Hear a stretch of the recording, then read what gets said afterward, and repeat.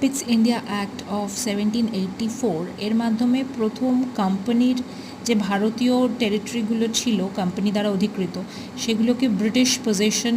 In India এই নামটা দেওয়া হয় এবং কোম্পানির যে পলিটিক্যাল এবং কমার্শিয়াল ফাংশনস সেগুলোকে আলাদা করা হয়।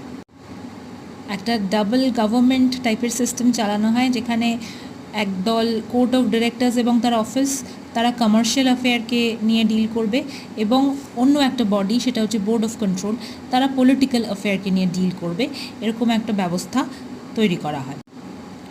এরপরে আসে অ্যাক্ট অফ 1786, এটা আর কিছুই নয়, সেই সময় লর্ড কর্নওয়ালিসকে গভর্নর জেনারেল অফ বেঙ্গল পদের জন্য অ্যাপয়েন্ট করা হচ্ছিল এবং গভর্নর জেনারেল হতে গেলে তিনি দুটো ডিম্যান্ড রেখেছিলেন। এক হচ্ছে তিনি কোনো ক্ষেত্রে কাউন্সিলের যে ডিসিশন তাকে ওভাররাইড করার পাওয়ার থাকবে তার হাতে এবং তিনি নিজে চেয়েছিলেন কমান্ডার ইন চিফও হবেন এবং সেই দুটো দাবিকে স্বীকৃতি দিয়ে এই অ্যাক্টটা পাশ করা হয়।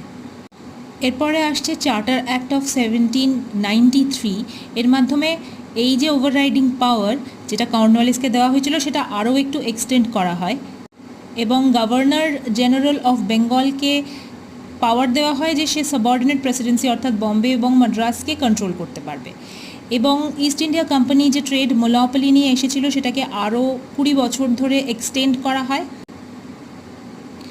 কমান্ডার ইন চিফ কখনোই গভর্নর জেনারেলের কাউন্সিলের মেম্বার হবেন না। কর্নওয়ালিসের ক্ষেত্রে ব্যতিক্রম ছিল, তিনি নিজেই কমান্ডার ইন চিফ হতে চেয়েছিলেন, তবে আলাদা লোক থাকলে কখনোই তিনি কাউন্সিলের মেম্বার হবেন না এবং বোর্ড অফ কন্ট্রোলের সমস্ত লোকেদের পয়সা দেওয়া হবে ইন্ডিয়ান রেভিনিউ থেকে।